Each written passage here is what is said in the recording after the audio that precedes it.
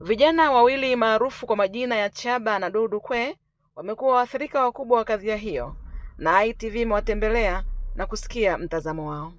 Sasa mimi nitakaje na yule mzungu? Sijui nitoke wapi, nimevaa suti, sijui nimekuwa mchungaji, sijui ninafundisha watoto, sijui mara niko Ulaya.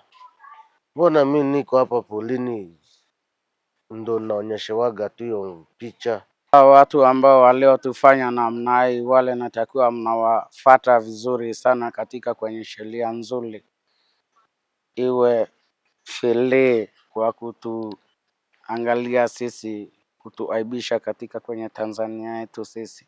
Pamoja na matumizi ya akili unde, lakini pia upo utaratibu unaotumika kwa wageni wanaokwenda kuwatembelea watu hao, kuwapelekea vitu ambavyo ni tofauti na mahitaji yao ya asili.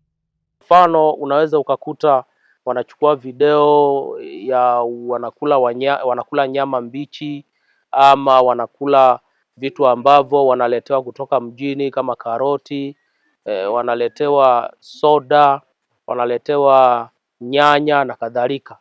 Lakini sasa hayo yote hayaakisi maisha ya Muhazabe. Maisha ya Muhazabe ni maisha ya asili ambayo wanaishi kwa kuwinda wanyama wa asili, wanachoma, wanakula na wanachemsha, wanakula. Sasa unavyowaletea vitu vya mjini, inakuwa unawatoa kwenye mfumo wao wa maisha.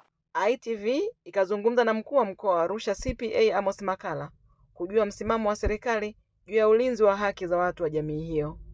Tutumie teknolojia kwa manufaa na tusitumie teknolojia wakati mwingine kudhalilisha watu, kuwafanya waonekane ni watu walevi, kuonekana ni watu wanaoishi maisha tofauti na uasilia wao.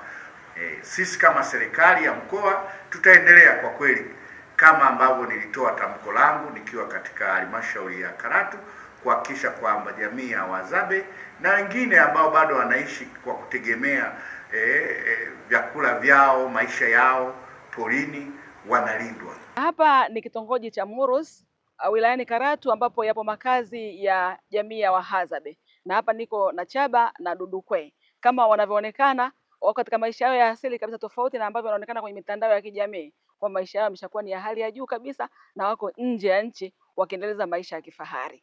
Na mimi ni Mwanaidi Mkwizu, ITV Karatu mkoani Arusha.